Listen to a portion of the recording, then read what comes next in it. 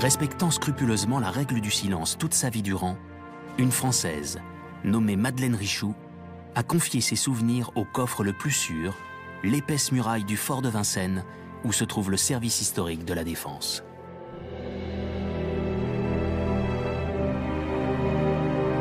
Connue sous le nom de code de Source Mad, elle est un des agents les plus discrets et les plus importants des services secrets français de la Seconde Guerre mondiale.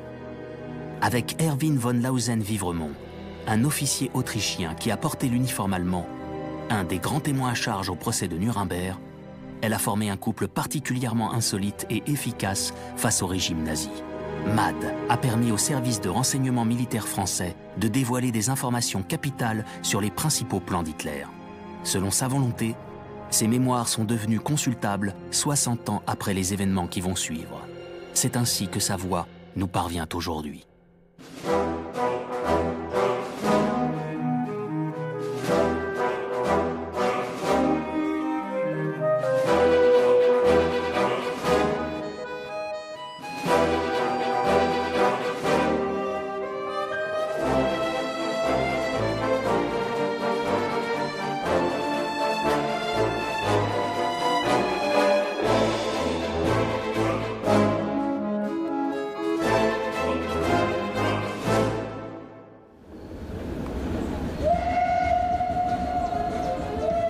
Été 1933, dans un train en direction de l'Autriche.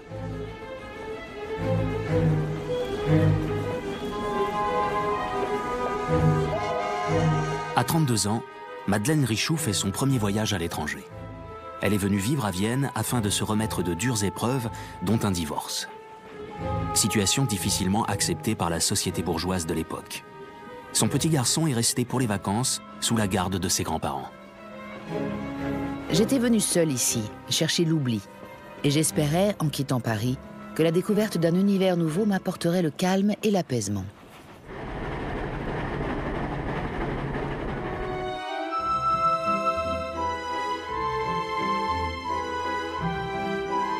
Vienne, pour une jeune femme cultivée, est un dérivatif de choix. La réputation artistique et intellectuelle de la capitale autrichienne rayonne alors sur toute l'Europe. Y ont grandi et prospéré Sigmund Freud, de grands écrivains comme Stefan Zweig, les peintres Gustav Klimt, Egon Schiele, le compositeur Gustav Mahler. Partout, la vie y est intense. Mais derrière le beau Danube bleu, les valses de Strauss et les élégantes de la Kärtnerstrasse, la situation économique est déplorable avec une misère profonde et une agitation politique constante. Déjà apparaissent des croix gammées et la propagande nazie du chancelier Hitler récemment élu n'hésite devant aucun artifice. Madeleine Richoux donne des cours de français et participe à de nombreuses festivités. Elle est d'une élégance discrète et parle parfaitement l'allemand. C'est lors de ces mondanités, au printemps 1934, qu'elle rencontre Erwin von Lausen-Vivremont.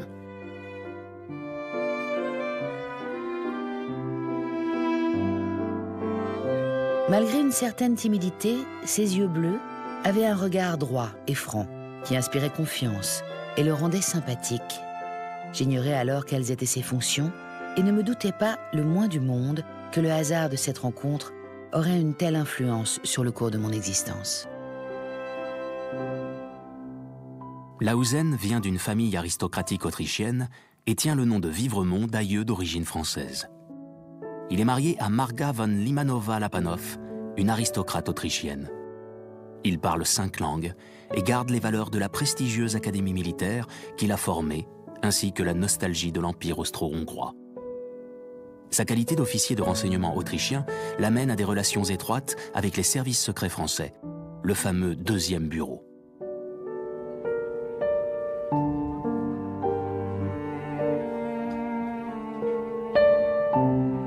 Ses fonctions l'obligeaient à se perfectionner en français. Je crus d'abord que c'était la seule raison qui l'incitait à s'entretenir longuement avec moi. Très vite, un lien fort et une pleine confiance s'instaurent entre la Française et l'officier. Très vite aussi, elle se rend compte de la justesse de son jugement et de sa capacité à prévoir l'évolution des événements. À travers lui, elle bénéficie d'une avance dans l'information face à la montée impressionnante du national-socialisme à Vienne, cette ville qui, avec ses 300 000 juifs, est considérée par Hitler comme la capitale du judaïsme. Ils se fréquentent depuis plusieurs années quand Madeleine voit, médusée, les jeunes rassemblés sur l'immense esplanade du Prater pour réclamer le rattachement de leur pays à l'Allemagne.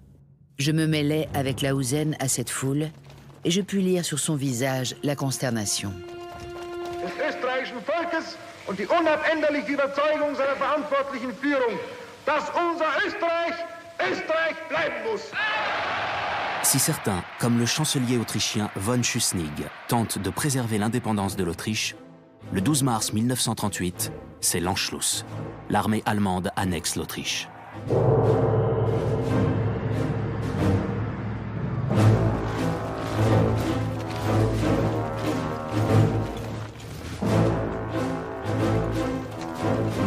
Sous prétexte d'une conférence de presse, tous les correspondants étrangers avaient été réunis et enfermés pendant l'occupation de Vienne. Le 13 mars, Madeleine est une des rares personnes étrangères à pouvoir témoigner de l'arrivée fracassante du Führer. Sur le parcours que devait suivre le cortège d'Hitler, on avait placé les plus jeunes enfants des écoles. Ceux-ci devaient protéger le Führer en cas d'attentat.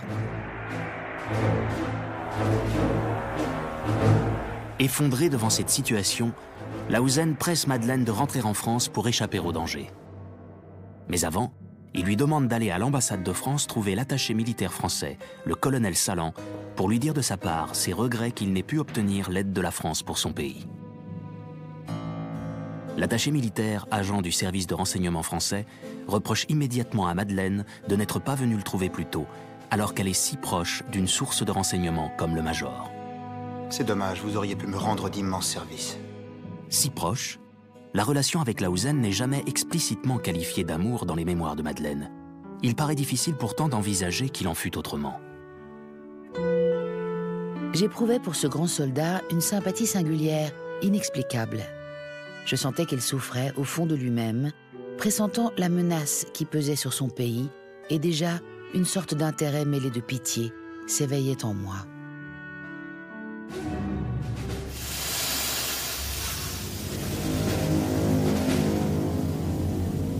Le 15 mars 1938, Madeleine prend le premier train au départ de Vienne. Le jour de mon départ, Lausen m'accompagna à la gare. Il était venu me prévenir qu'il ne fallait prendre aucun argent sur moi. D'après les informations qu'il avait reçues, les voyageurs qui franchissaient la frontière étaient littéralement dévalisés.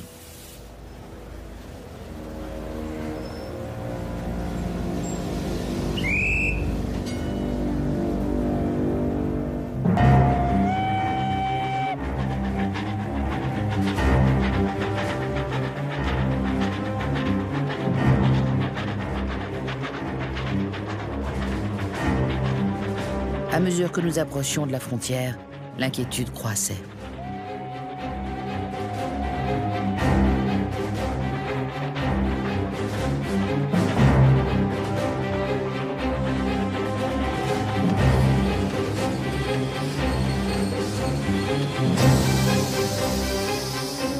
Feldkirch, poste frontière avec la Suisse. Le train est stoppé.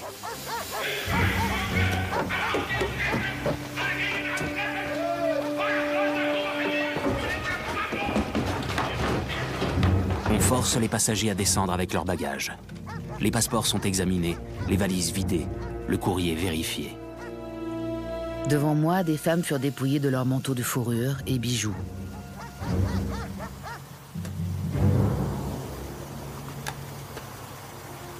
Ils retournèrent toutes mes valises. L'un d'eux me posa carrément la question. « Où avez-vous mis votre argent ?» Je lui répondis que je n'étais pas si naïve et que je l'avais mis en main sûre. Furieux, il donna l'ordre à une femme SS de m'emmener dans un local, me fit déshabiller et inspecta tous mes effets sans rien trouver, naturellement. Madeleine échappera par miracle à cette arrestation de masse.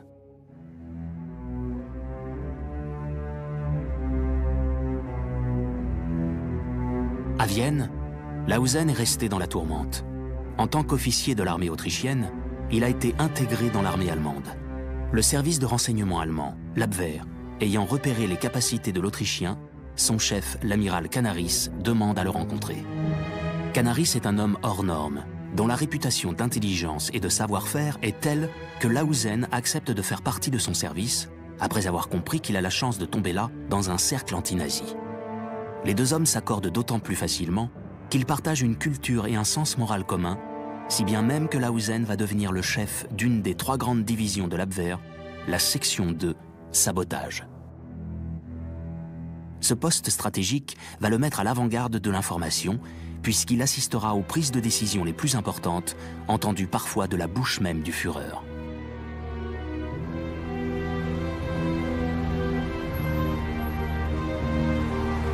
À Paris, Madeleine constate que la presse ignore tout du drame de l'Autriche après l'Anschluss. Elle décide d'écrire à l'attaché militaire rencontré à Vienne. La réponse est immédiate, mais elle vient directement du colonel Rivet, qui dirige les services secrets militaires français. Celui-ci, connaissant la source des renseignements de Madeleine, leur accorde la plus grande importance. Elle est présentée au capitaine Navarre, chef de la section Allemagne. Mes hommages, madame. Soyez la bienvenue. Qui lui demande si elle accepte de partir pour Berlin, où se trouve à ce moment Lausen, afin de recueillir son avis sur les derniers événements. Je demandais à réfléchir car j'avais à la fois le désir de servir mon pays et celui de ne pas compromettre Lausen. Je pensais à mon fils, âgé de 15 ans, et j'imaginais qu'il connaîtrait peut-être les horreurs de la guerre. J'éprouvais un besoin intense de me sacrifier et de faire tout ce qui était en mon pouvoir pour éviter cela.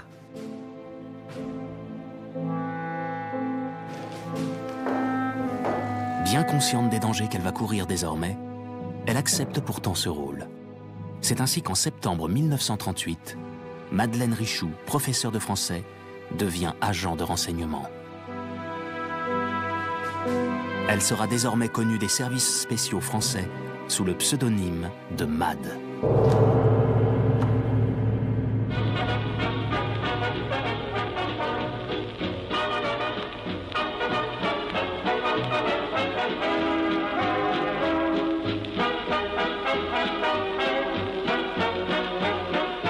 Quelques jours plus tard, Madeleine Richoux arrive à Berlin, où la vie continue comme si de rien n'était.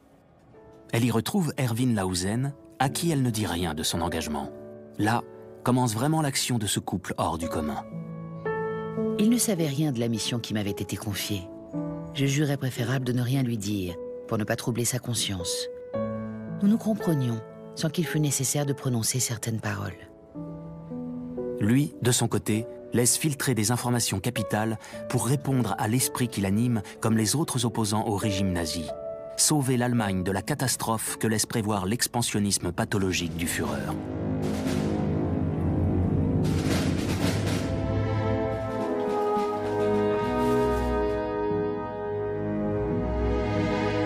Malgré les accords de Munich, signés par la Grande-Bretagne, la France, l'Allemagne et l'Italie fin septembre 1938, Lausen est convaincu de l'imminence de la guerre. La vie devient très dangereuse à Berlin pour les étrangers, surtout pour les Français. Aussi, pour justifier sa présence, Madeleine sollicite un poste de chargée de cours à l'Institut français. Mais la Gestapo ne tarde pas à se réveiller. Elle est convoquée. Asseyez-vous. Que faites-vous en Allemagne? Un voyage d'études sur les organisations sociales du pays.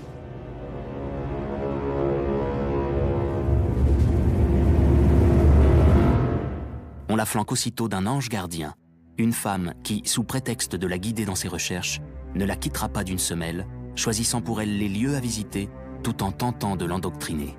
Heureusement, ses cours commencent à l'Institut français, et elle est débarrassée partiellement de cette présence, qui se poursuit néanmoins par téléphone.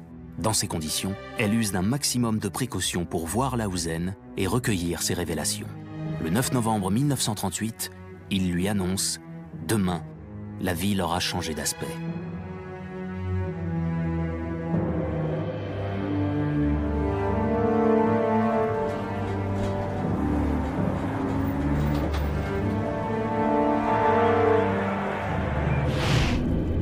Au matin, elle découvre en effet les traces des ravages antisémites de la nuit de cristal.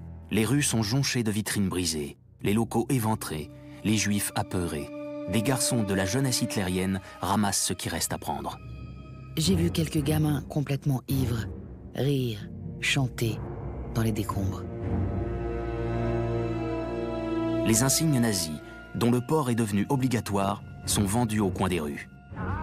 Goebbels, ministre de la propagande, harangue la population, à laquelle est imposée un dimanche par mois la journée du plat unique.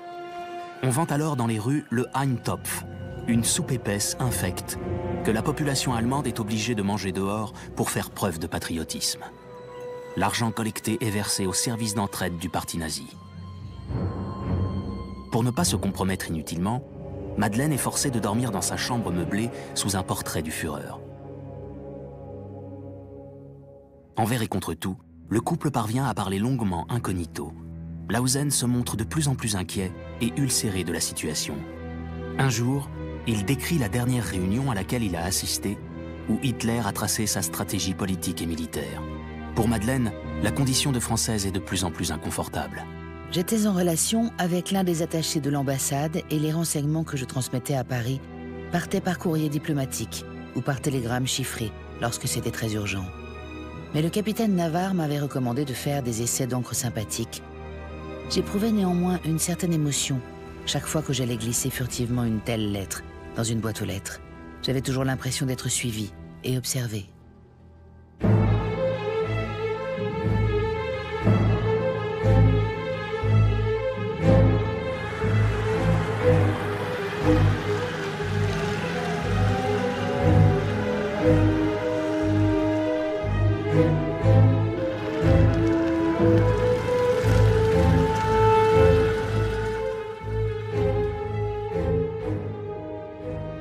Par ses fonctions à l'Institut français, Madeleine rencontre de nombreux Allemands.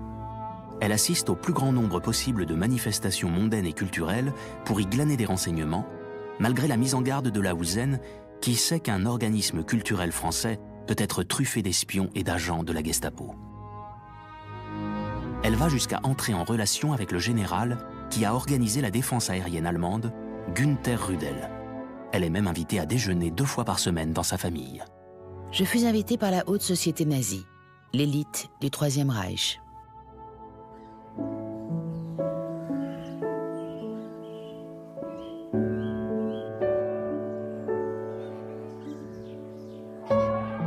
C'est dans un nouveau lieu de rencontre discret et inattendu, au Zoo de Berlin, que Madeleine apprend de son compagnon qu'Hitler a donné l'ordre de mettre en place un dispositif destiné à liquider la Tchécoslovaquie. Cette fois, si l'Angleterre et la France réagissent, c'est la guerre, dit Lausen. En contemplant la girafe qui se trouvait devant nous et qui nous observait, l'œil doux et inquiet, je réfléchissais aux conséquences de ce nouveau coup d'éclat du Führer.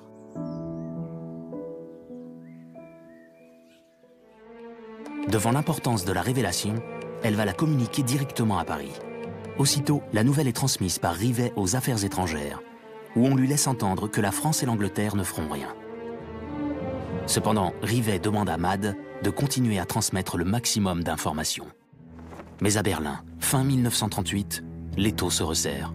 L'ambassade risquant d'être surveillée par la Gestapo, Madeleine ne peut plus prendre le risque d'y rédiger ses rapports et décide de rencontrer Lausen en ville après l'avoir appelé d'une cabine téléphonique selon un code établi. Elle s'annonce sous le nom de Marthe. Les points de rendez-vous sont éloignés.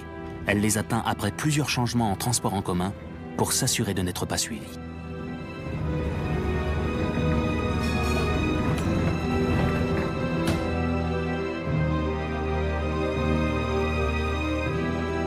Lausen l'attend dans sa voiture et ils font un tour dans la campagne. Les signes de surveillance se multiplient. Alors qu'elle attend dans un café lors d'une séance de cinéma, un homme lui demande s'il peut s'asseoir à sa table. Devant le manque de place libre, elle ne peut qu'accepter. Il l'interroge. « Vous êtes sans doute parisienne ?» Suivent en allemand les questions les plus indiscrètes. Elle remarque alors sa main qui porte la bague à tête de mort, l'insigne SS. Sauvée par l'heure de la séance de cinéma, elle le quitte.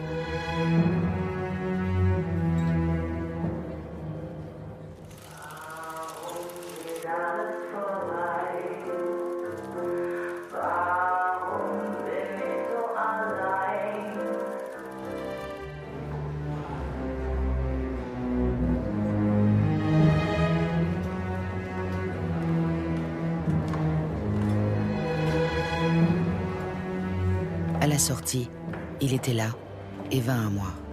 Il m'accompagna tout en poursuivant son interrogatoire. Que fait-elle à Berlin? Est-elle hostile au régime? Madeleine tente de faire des détours pour le décourager, mais il la suit jusque devant sa porte et note son adresse. À partir de ce moment, l'ange gardien est de retour et se fait plus pressant. Le quotidien de Madeleine se complique encore.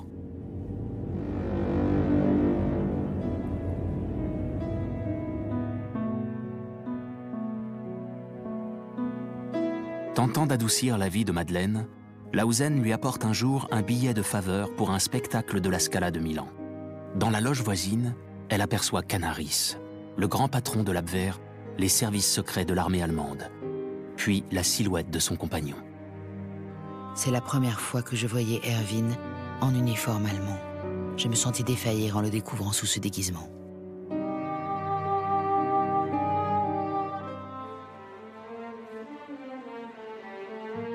Le 1er avril 1939, l'amiral Canaris, sortant d'un entretien avec Hitler, dit à ses collaborateurs « Je viens de voir un fou ». Mégalomane, ayant une confiance sans borne en sa bonne étoile, Hitler considérait les dirigeants occidentaux comme des fantoches.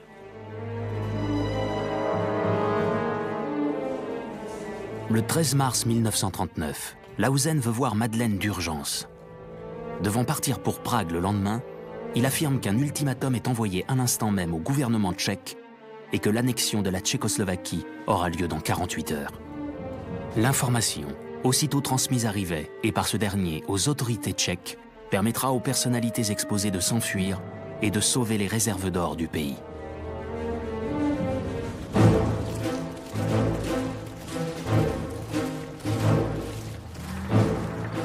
Aux côtés de Canaris, Lausen entre avec les premières unités dans Prague où la Gestapo fait des ravages. Hitler va suivre sous la protection des tanks.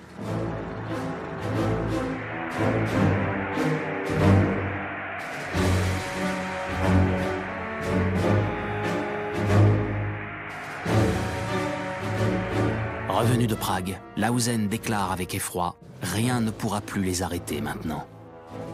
À Berlin, la propagande entretient une psychose de guerre. La population dévalise les stocks des commerçants. Le gouvernement fait aussi des réserves. Des lieux de culte sont fermés pour servir de grenier à céréales. Gestapo et SD, le service de renseignement du parti nazi, sont omniprésents et nul n'est plus à l'abri d'une arrestation. Le 20 avril 1939, l'anniversaire d'Hitler fut l'occasion d'une démonstration spectaculaire. Un gigantesque défilé militaire eut lieu. Il s'agissait là, bien entendu, d'un acte d'intimidation dédié aux puissances étrangères.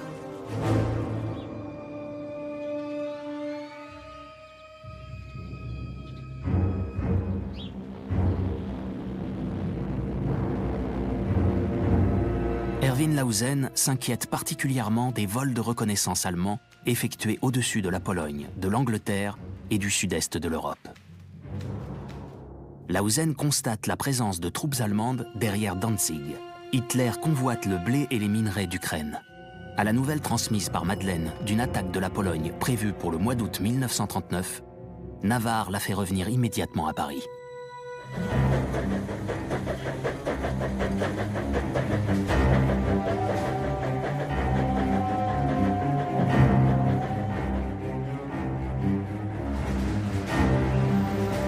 À Paris, surprise pour elle.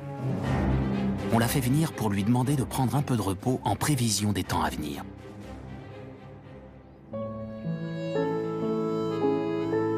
En France, Madeleine passe 10 jours dans un havre de paix, tandis que Lausen est en Suède, chargé de veiller à l'approvisionnement en fer du Troisième Reich. Ce qu'Erwin ne me dit pas, je ne le sus que plus tard, c'est qu'il avait rapporté de Stockholm une bombe destinée à tuer Hitler. Quand elle rentre à Berlin, on y prépare fébrilement la guerre. Devant l'imminence d'un conflit, des membres de l'ambassade renvoient leur famille en France. L'angoisse générale est attisée par la presse. Les communications téléphoniques sont surveillées et Madeleine ne parle plus à Lausen que sous forme codée.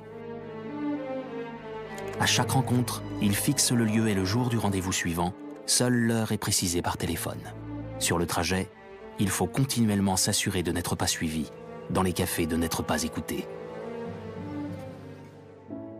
Au début du mois d'août 1939, Madeleine est rappelée d'urgence en France auprès de son fils gravement malade.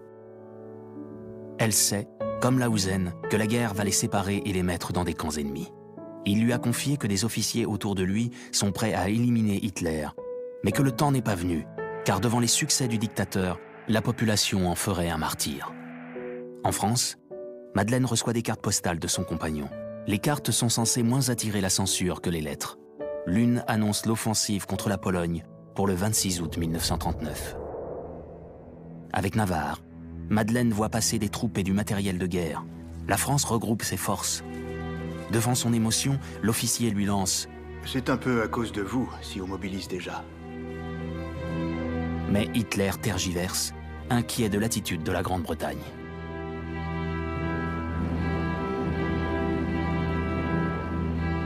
Finalement, l'armée allemande n'entre en action que le 1er septembre. Dès le lendemain, la Grande-Bretagne déclare la guerre à l'Allemagne et la France lui emboîte le pas. La Seconde Guerre mondiale vient de commencer. En ces jours de grande incertitude, Madeleine et Lausen sont inquiets l'un pour l'autre. Après une longue attente, enfin une carte postale d'Erwin. Elle est postée de Budapest. Eh bien voilà, ma chère Mad, vous partez pour la Hongrie le rejoindre.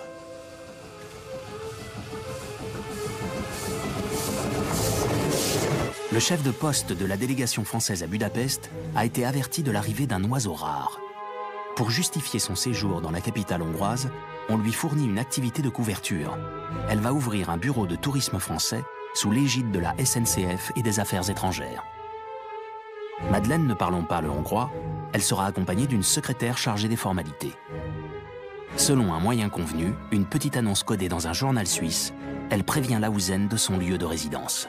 En cette fin d'année 1939, tout semblait calme à Budapest. On aurait presque oublié que des nations étaient en guerre en Europe. Avec comme premier partenaire économique l'Allemagne, la vie en Hongrie est presque normale. Il m'avait été recommandé de m'installer dans l'un des plus grands hôtels. On pensait qu'ainsi je serais moins surveillée. On me conseilla l'hôtel Carlton, en bordure du Danube, à Pest. Je devais y passer 8 mois.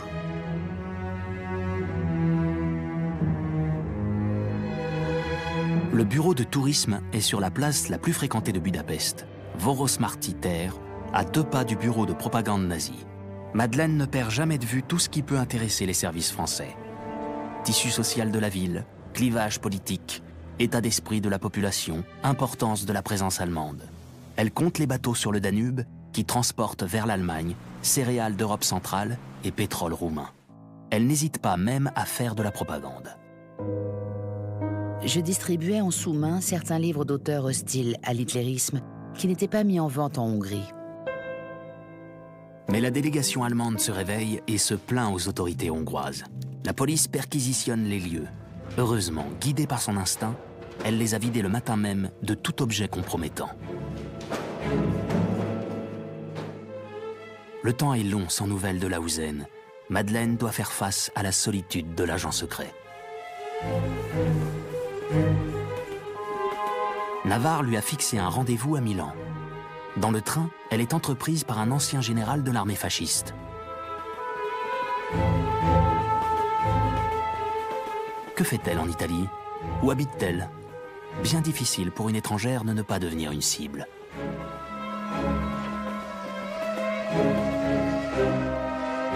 Le soir même, un télégramme de Budapest où Lausen est passé sans la trouver. Retour précipité en Hongrie.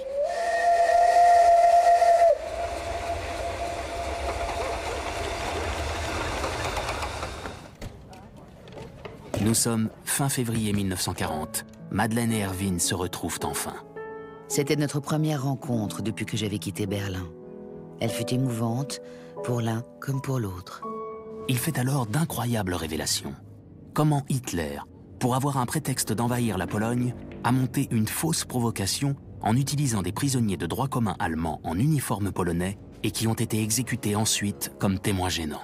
Il confirme qu'Hitler, plus sûr de lui que jamais, va sans tarder occuper la Hollande, la Belgique, le Luxembourg, avant de foncer sur la France, puis sur la Grande-Bretagne. Au début du mois d'avril, dit-il, le Danemark sera occupé, puis la Norvège. Madeleine se précipite rédiger son rapport. La réponse de Navarre la sidère. Les nouvelles sont si incroyables qu'il soupçonne Lahousen d'avoir retourné sa veste et d'utiliser Madeleine pour intoxiquer l'adversaire. Je résolus sur le champ de me rendre à Paris. J'étais tellement indigné par les termes de cette lettre qui ressemblait si peu aux propos qu'on m'avait tenus jusqu'alors.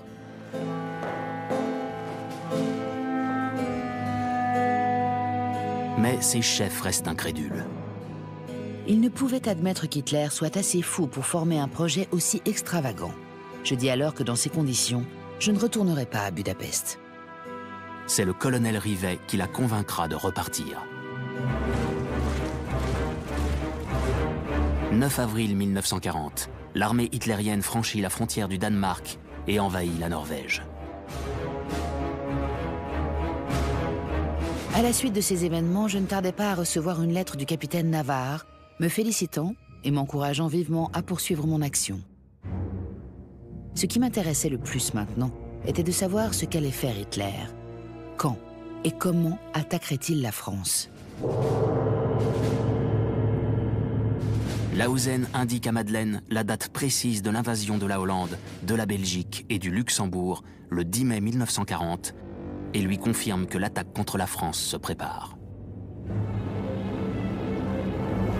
Tout se précipite. Le 14 mai, Rotterdam est en flammes. La Hollande et la Belgique tombent. Si loin de sa famille, Madeleine ne quitte pas son poste de radio. Hitler a attaqué la France. Depuis Budapest, elle suit à distance le désastre de la débâcle en France. La percée de Sedan, l'exode, l'avancée des Allemands à travers son pays. En Allemagne, la popularité du Führer atteint des sommets et sa propagande attise les haines. Les méthodes employées horrifient Lahousen. Hitler va jusqu'à faire bombarder des villes allemandes par des avions camouflés sous cocarde britannique.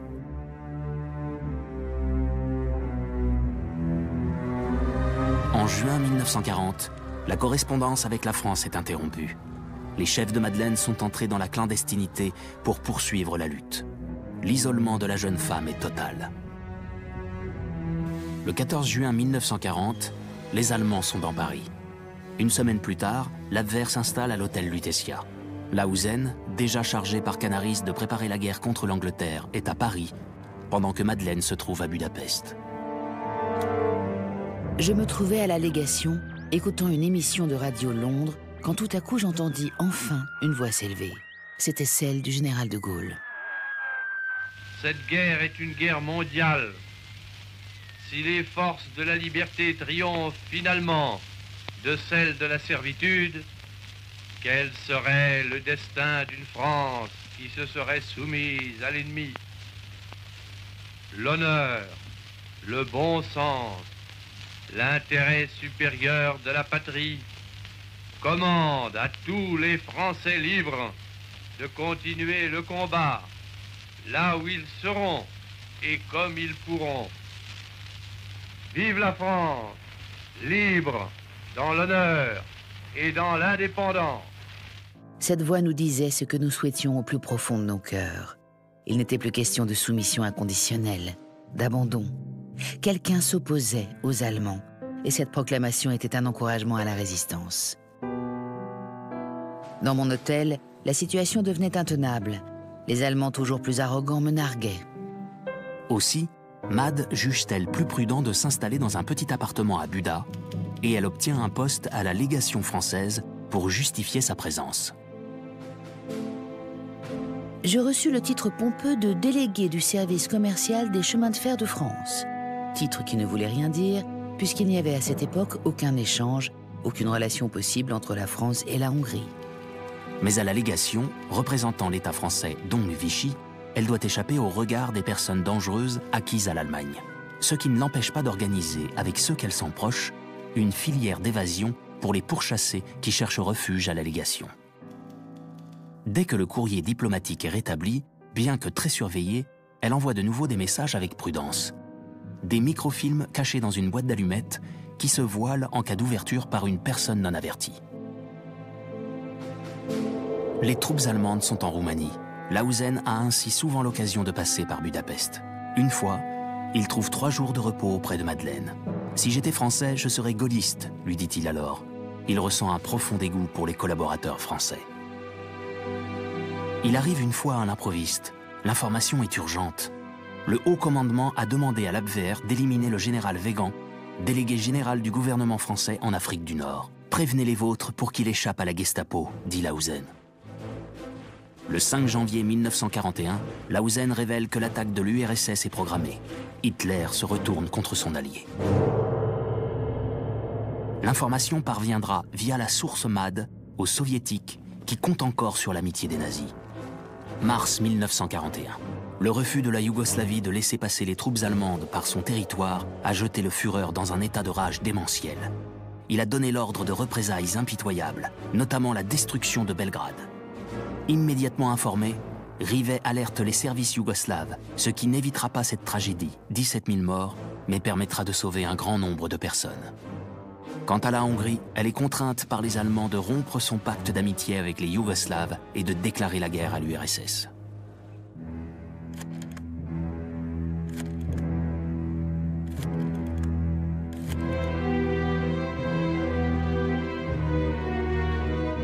La jeune femme se rend compte que son téléphone est sur écoute. Lausen l'a prévenue qu'elle était repérée par le représentant de l'Abwehr à Budapest, comme confidente du service de renseignement français. Il y a lieu de prendre la chose très au sérieux. Il ne faudrait surtout pas que la Gestapo s'en mêle. Quand elle revoit Lausen début novembre, il est profondément marqué par la barbarie dont il a été témoin sur le front russe. Le sort des prisonniers est si terrible que certains de ces malheureux en sont venus à s'entre-dévorer. Lausen s'inquiète pour son service, l'Abwehr, contre lequel le SS Reinhard Heydrich, qui communique directement avec le Führer, accumule des preuves d'antinazisme.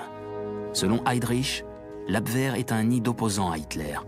Il faut purger ce service avant de l'intégrer à la SS.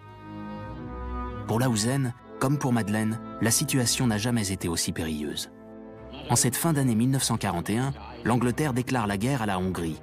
Les événements déferlent. Le Japon attaque par surprise la base navale américaine de Pearl Harbor. S'ensuit un embrasement général. Le Japon entre en guerre contre les États-Unis, la Grande-Bretagne, l'Australie, le Canada, ainsi que contre le Comité national français présidé par le général de Gaulle. L'Allemagne et l'Italie déclarent la guerre aux États-Unis. La Hongrie suit le mouvement. Madeleine est définitivement dans un pays en guerre. Malgré la retraite terrible de l'armée allemande devant Moscou, Hitler prépare à l'Est une grande offensive de printemps. Lausen décrit à Madeleine toutes les ruses que Canaris et lui ont déployées pour contrecarrer certains ordres de sabotage. L'un d'eux retient particulièrement l'attention de la jeune femme. Il concerne la flotte française mouillée à Toulon. Ordre a été donné à l'Abwehr de saboter les instruments de bord pour empêcher les navires de partir rallier l'Afrique du Nord. L'information est immédiatement transmise par Madeleine, ce que visiblement souhaite Lausen. L'ambiguïté de la situation se retrouve dans les échanges entre Canaris et Lausen. C'est ainsi que ce dernier entend son chef lui dire « Vous avez l'air soucieux. Vous devriez faire un tour à Budapest pour vous changer les idées. » Cela correspond exactement au moment où Canaris a reçu l'ordre de prendre mort ou vif, de préférence assassiné, le général Giraud, chef de file emblématique des services de renseignement clandestins.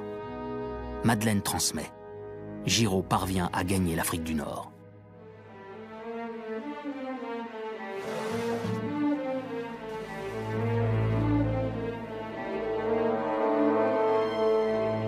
Madeleine se sent plus épaulée depuis que l'opérateur radio de l'ambassade, Noël Clavel, a réussi à établir, après moult acrobaties nocturnes sur le toit, une liaison directe avec Rivet. Depuis Alger, ce dernier poursuit ses activités de chef des services de renseignement français. 2 ou 3 fois par semaine, elle peut venir transcrire ses informations. Ses comptes rendus sont brûlés immédiatement après chiffrage. La première bombe russe tombe sur Budapest en septembre 1942. Mais le danger pour Madeleine vient davantage des rencontres quotidiennes. C'est pourquoi elle se garde bien de répondre aux propositions du nouveau représentant de l'intelligence service en Hongrie, qui lui offre de collaborer avec elle. Un autre membre de la légation et un professeur de français, moins aguerri, tomberont dans le piège et seront déportés. Madeleine l'a une fois de plus échappé belle grâce à son instinct. Hitler, qui ne pense plus qu'au front russe et aux difficultés rencontrées, ne décolère pas. Lausen me décrit Hitler. Il se roule par terre, mord le tapis, arrache les rideaux. Son état de démence consterne ses proches. Madeleine doit réconforter son compagnon dans un état de désarroi extrême, hanté par des scènes d'extermination massive au cours desquelles, par mesure d'économie, les mères doivent tenir leur enfant sur leur poitrine pour qu'une seule balle suffise pour les deux. Quant aux camps de concentration, on feint l'ignorance, mais Lausen sait que ce sont des lieux d'extermination de masse.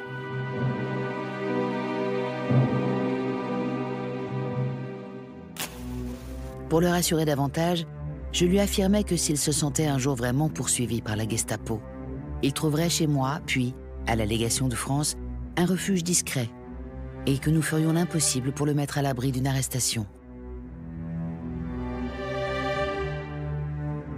Madeleine, inquiète pour son fils, soumis à une pénurie alimentaire dangereuse pour un adolescent dans son état, décide, au début de cette année 1943, de le faire venir auprès d'elle en Hongrie, où l'on ne connaît pas encore les restrictions.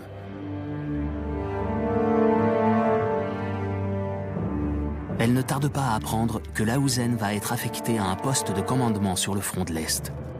La nouvelle la plonge dans l'angoisse. Canaris ayant appris qu'Hitler a décidé de faire enlever le pape Pie XII, Lausen se rend à Venise pour avertir son homologue italien. Ce sera la dernière mission que lui aura confiée l'amiral Canaris avant le départ pour le front. Ainsi, Lausen s'éloigne à temps pour échapper au sort de l'Abwehr, décimé et absorbé par les SS. Canaris est assigné à résidence dans la région de Nuremberg. Ses principaux collaborateurs sont arrêtés.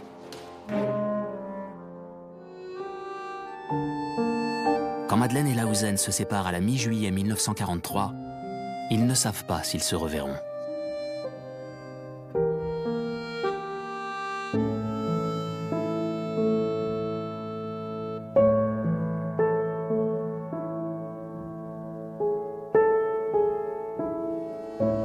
Le 19 mars 1944, à 6 h du matin, violent coup de sonnette chez Madeleine. C'est la voisine affolée.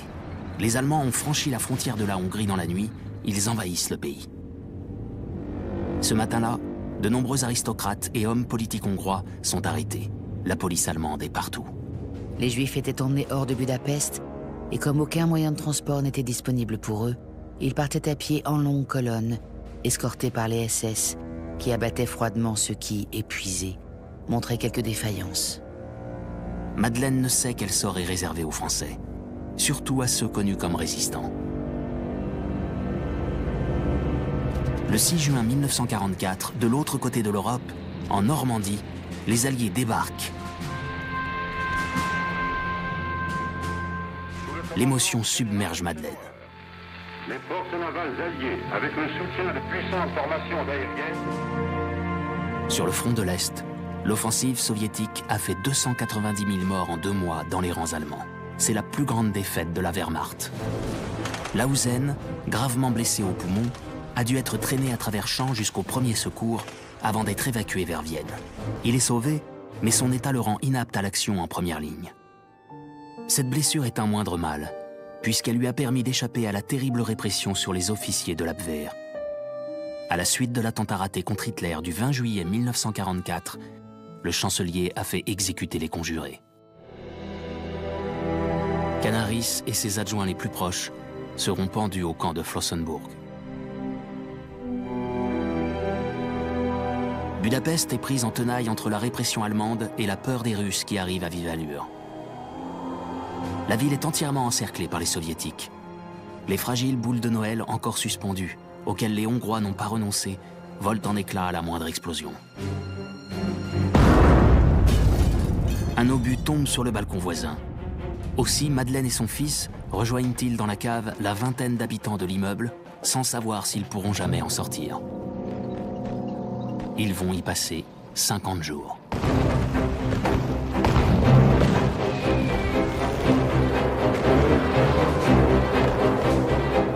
Dans le vacarme de l'artillerie allemande et des bombardements russes, l'isolement est complet. Ni radio, ni électricité, ni eau, ni chauffage, par -25 dehors. Sortir pour le strict nécessaire, comme aller chercher de la neige souillée dans la cour en guise d'eau, et risquer sa vie. Comme il était impossible de s'isoler, nous dûmes garder pendant 2 mois les mêmes vêtements. Un jour, une gigantesque explosion secoue la ville. Tous les ponts ont sauté. Les Russes avancent. Les Allemands sont repliés dans le quartier. Quand un officier exige de dégager le soupirail pour y installer une mitrailleuse, Madeleine se dresse à l'idée que leur cave devienne un poste de combat. Je m'avançai vers l'officier allemand et lui dis « Vous n'avez pas le droit de faire cela. Aucun de nous n'en sortira vivant si vous faites de notre abri un poste de combat. » Devant la fermeté de cette femme, il renonce. Le 10 février 1945, le calme de la nuit est impressionnant. Madeleine se risque à monter au rez-de-chaussée au petit matin. Quand ses yeux parviennent à se réhabituer à la lumière, Madeleine découvre que le Vermezo, le fameux jardin public de Budapest, est labouré par les bombes et couvert de cadavres. Il y avait aussi des avions brisés et près de 300 chevaux crevés. L'heure est au déchaînement du pillage. Les soviétiques sont-ils vraiment des libérateurs? Les appartements sont tellement inhabitables, souvent éventrés, qu'il vaut mieux rester dans les caves. Le troc s'était installé à tous les coins de rue. Parmi les monnaies d'échange, il y avait les cigarettes, mais aussi l'aspirine, que les Russes recherchaient et considéraient comme un remède infaillible, notamment contre les maladies vénériennes. Quand la jeune femme parvient enfin à se rendre à la légation, elle la trouve largement détruite. Plusieurs compatriotes y étaient réunis. J'eus l'impression qu'ils avaient vieilli de 20 ans. Une nuit, le ciel est embrasé par des fusées éclairantes. Les Russes fêtent la signature de l'armistice. La guerre est terminée. Reste à retrouver son pays. Le 23 mai 1945, un train diplomatique est annoncé. Il est formé de wagons à bestiaux où les rapatriés vont s'entasser.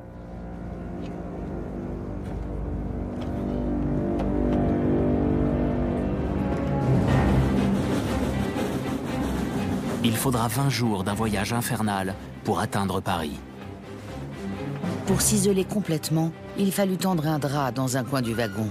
En de telles circonstances, nous dûmes faire abstraction du respect des convenances. Madeleine et ses compagnons traversent la Hongrie dévastée, la Roumanie, la Bulgarie, puis la lumière de la Grèce et la chaleur écrasante de la Turquie, où ils passent enfin la nuit dans un vrai wagon de voyageurs, avant de s'embarquer sur un vieux bateau vers Marseille.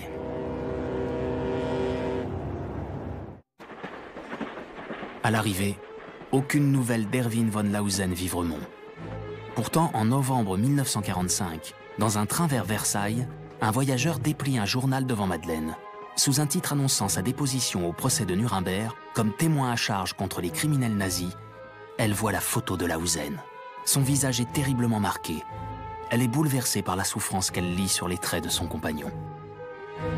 Lausen était emprisonné à Nuremberg, tout comme Göring, Hess, Kettel, Ribbentrop et tous les autres criminels de guerre, bien qu'il fût témoin à charge et qu'il n'eût pas mérité pareil traitement. Ich schwöre bei Gott, the Almighty and Omniscient, dem Allmächtigen und Allwissenden, that I will speak the pure truth, dass ich die reine Wahrheit sprechen werde. Lors de ce procès pendant lequel les Alliés jugent les criminels de guerre nazis, Lausen est le premier témoin de l'accusation, car il est le seul survivant de la résistance à Hitler au sein de l'Abwehr. Son témoignage permet notamment de donner des preuves de l'assassinat de centaines de milliers de prisonniers de guerre soviétiques et du massacre de plus d'1 million de Juifs en Pologne et en URSS. Madeleine se précipite, malgré sa fatigue, à la recherche du général Rivet, lequel a pris sa retraite, mais qu'il envoie à ceux qui pourront l'aider. Alors, ce furent des courses effrénées entre Munich, Augsbourg, Francfort, Nuremberg, Baden-Baden et Innsbruck. Après bien des démarches et des difficultés de tous ordres, j'obtins l'autorisation de voir Lausen à Nuremberg sous prétexte d'interrogatoire. Dans l'intervalle, le calvaire de ce dernier s'est poursuivi. Réclamé par les Britanniques pour information, il a dû, déjà très affaibli, subir de longs interrogatoires. Maltraité par ses gardiens, il est revenu à Nuremberg le 8 décembre 1946. C'est à ce moment que Madeleine obtient de le voir.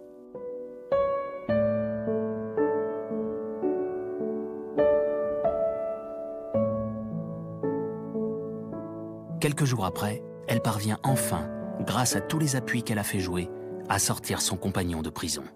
Mais en avril 1947, il est de nouveau entre les mains des Alliés pour témoignage au procès. Il est encore parmi des SS qui ont juré de régler son compte aux traîtres de Nuremberg.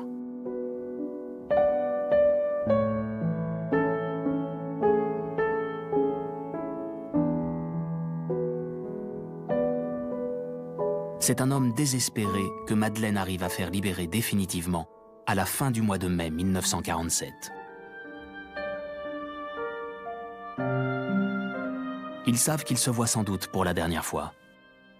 Quand elle lui précise le service pour lequel elle travaillait, il lui répond « Quel dommage que je ne l'ai pas su. Je vous aurais fourni bien d'autres informations. »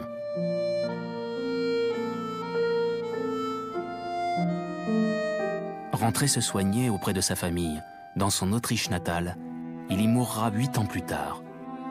Le départ sur le front de l'Est l'a sauvé des potences d'Hitler. Mais à quel prix? Madeleine a survécu au pire danger, portée par son patriotisme, sa prudence, sa force étonnante et son intelligence des situations. Madeleine et Erwin ont formé un couple héroïque, condamné à ne jamais apparaître au grand jour, pas même après la guerre. Madeleine gardera jusqu'à la fin de sa longue existence le secret de ce qu'ils ont fait ensemble pour la liberté au péril de leur vie. Mais en nous racontant sa guerre, par cette voix préservée à travers le temps, elle nous offre une image exemplaire de ce que peut être un grand agent secret, une héroïne de l'ombre, une femme capable du respect absolu de la loi du silence, une grande patriote française. Elle est faite chevalier de la Légion d'honneur et reçoit la Croix de guerre et la médaille de la Résistance. Paris, 21 juin 1946. Billet, né Richoux Madeleine, nommé chevalier de la Légion d'honneur. Entré en contact avec les services spéciaux français en 1937. N'a jamais cessé depuis cette date d'exécuter à l'étranger, avec un entier désintéressement, des missions dont, au prix des plus grands risques, elle a rapporté des renseignements d'une importance capitale. Devenu l'un des principaux informateurs des services spéciaux, a accepté au début de la guerre de demeurer camouflée dans le camp adverse, d'où elle n'a jamais cessé, au cours des 5 années de guerre, de renseigner le commandement par tous les moyens, risquant chaque jour sa vie. A donné un magnifique exemple de patriotisme et de courage, calme et réfléchi.